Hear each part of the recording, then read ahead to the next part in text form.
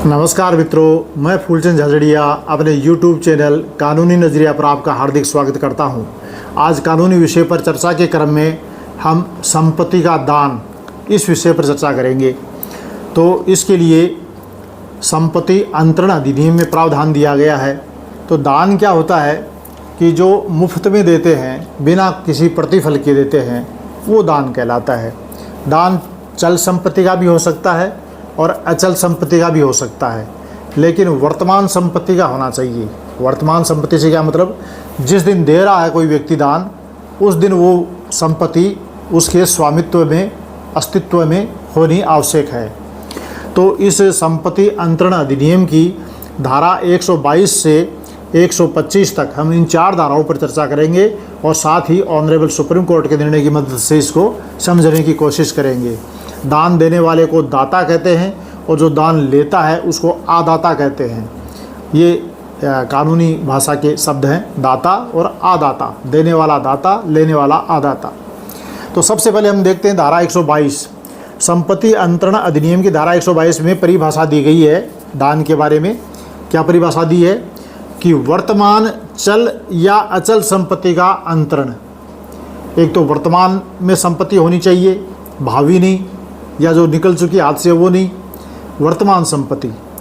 और चल या अचल, मूवेबल या इमूवेबल, जंगम या स्थावर, कैसी भी हो, उसका अंतरण, उसका ट्रांसफ़र स्वेच्छा से, बिना किसी भय दबाव नशे पते के, बिना किसी लोभ लालच के, स्वेच्छा से करे, बिना प्रतिफल के, और बदले में 1 रुपया भी न ले। 1 रुपया भी ले लिया है तो उसका विक्रय हो सकता है, दान नहीं हो सकता। दान तो मुफ्त ही होगा। 1 रुपया भी नहीं होना चाहिए बिना प्रतिफल के। एक व्यक्ति दूसरे व्यक्ति को इस प्रकार का अंतरण करे और उस दूसरे व्यक्ति ने या उसकी ओर से उस दान को ग्रहण किया गया हो, ये भी ज़रूरी है। तो वर्तमान संपत्ति हो, चल या अचल संपत्ति हो, स्वेच्छा से बिना प्रतिफल के अंतरण हो, एक व्यक्ति दूसरे व्यक्ति को ऐसा दान करे और जिसको दान किया गया है वो स्वयं उस दान को ग्रहण करे, और यदि स्वयं नाबालिग है, बच्चा है, तो उसकी ओर से उसका जो गार्जियन है, विधिक संरक्षक है, वो उसको ग्रहण कर सकता है। तो ये आवश्यक, इसमें दान की परिभाषा में आवश्यक तत्व बताए गए हैं।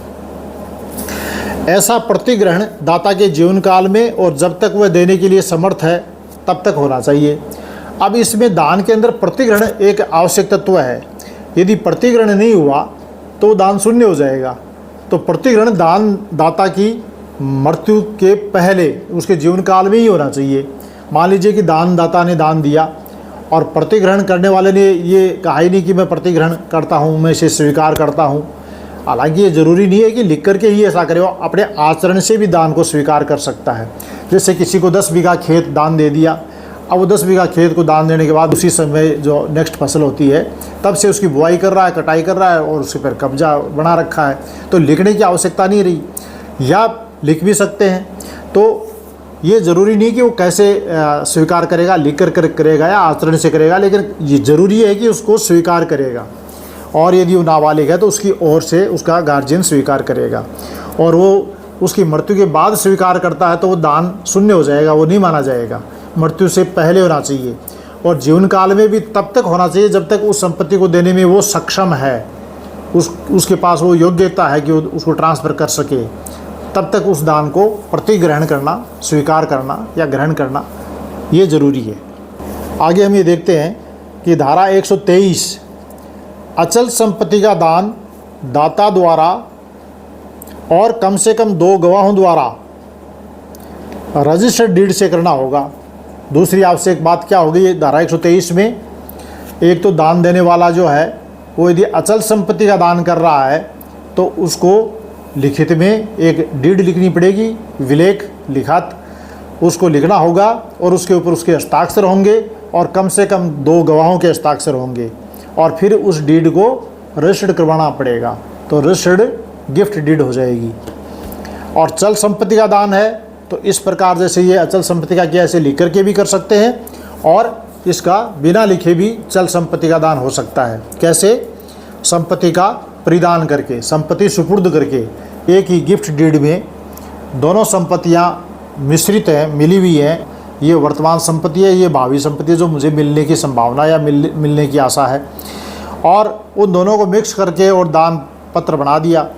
तो इसमें धारा 124 में ये कहा गया है कि ऐसा यदि है तो वर्तमान संपत्ति की सीमा तक दान मान्य होगा और भावी संपत्ति की सीमा तक दान शून्य होगा।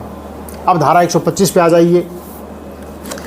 कई व्यक्तियों को दान किया, मान लीजिए एक से अधिक व्यक्ति हैं और उनमें से कोई प्रतिग्रहण नहीं करता है। जैसे अभी हमने देखा कि भाई प्रतिग्रहण ज़रूरी है उसके जीवन काल में, लेकिन एक व्यक्ति है वो प्रतिग्रहण नहीं करता है, तो उस दान पत्र का क्या होगा, उस गिफ्ट डीड का क्या होगा?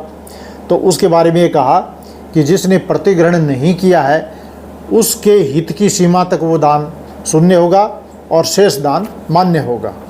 तो ये हमने कानून की धारा 122 से 125 संपत्ति अंतरण अधिनियम देखी और इस पर चर्चा की। अब हम ऑनरेबल सुप्रीम कोर्ट के 2 जजमेंट की मदद से इसको और अच्छी तरह समझने की कोशिश करते हैं। तो ऑनरेबल सुप्रीम कोर्ट ने सिविल अपील नंबर 4195/2008 जिसका निर्णय हुआ 17 जुलाई 2014 को, इसमें क्या कहा? इसमें 2 बातें कही।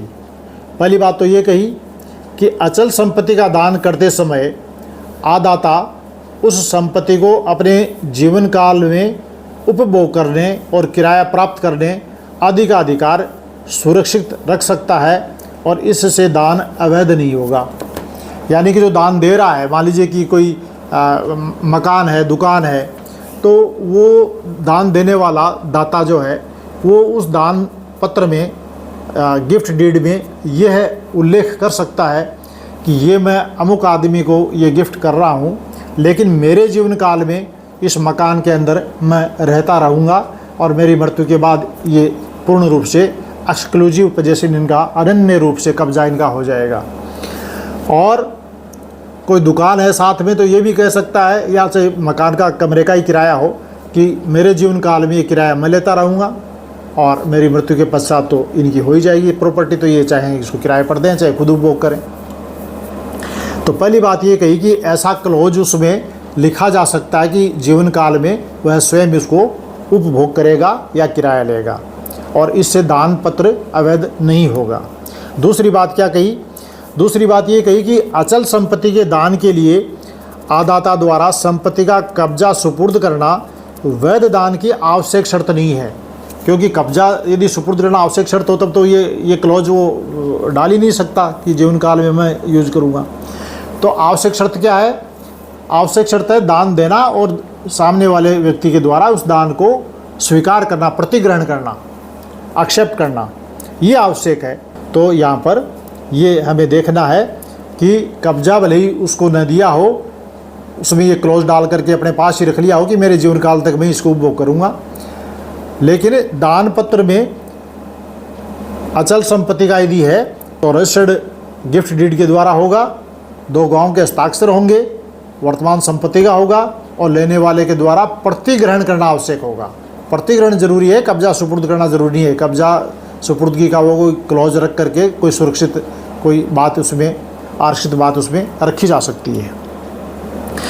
ऑनरेबल सुप्रीम कोर्ट का दूसरा जजमेंट है सिविल अपील नंबर 1241/2005 और इसका निर्णय हुआ 2 जुलाई 2013 को। तो इसमें क्या कहा? इसमें क्या मामला था कि एक व्यक्ति जो नौकरी में था, सेवा में था, सर्विस में, उसने कोई ज़मीन उसे खरीदनी थी, तो अपने पुत्र के नाम, बच्चे के नाम से वो ज़मीन खरीद ली। और जब उसे पूछा गया तो कहा कि ये मैंने बच्चे को गिफ्ट दिया है।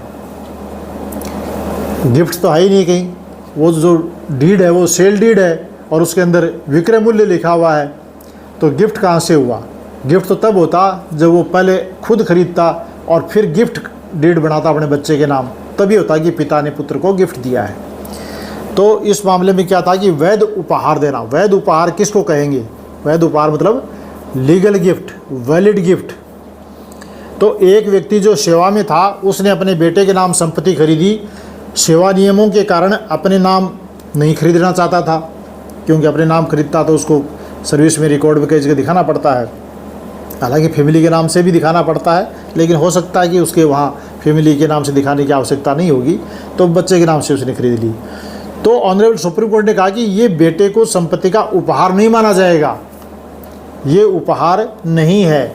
उपहार के लिए ज़रूरी है बिना प्रतिफल का डीड हो और रजिस्टर्ड डीड हो और उसके ऊपर दान विलेख या गिफ्ट डीड टाइटल के तहत ही वो लिखी गई हो। तो मैं आशा करता हूँ कि ये चल और अचल संपत्ति के दान के बारे में जो विधिक प्रावधान और ऑनरेबल सुप्रीम कोर्ट के निर्णय की मदद से हमने समझने की कोशिश किया। आपको ये वीडियो अच्छा लगा होगा। यदि अच्छा लगा हो तो आप इसे लाइक कीजिए, सब्सक्राइब कीजिए, शेयर कीजिए। बहुत बहुत धन्यवाद। नमस्कार।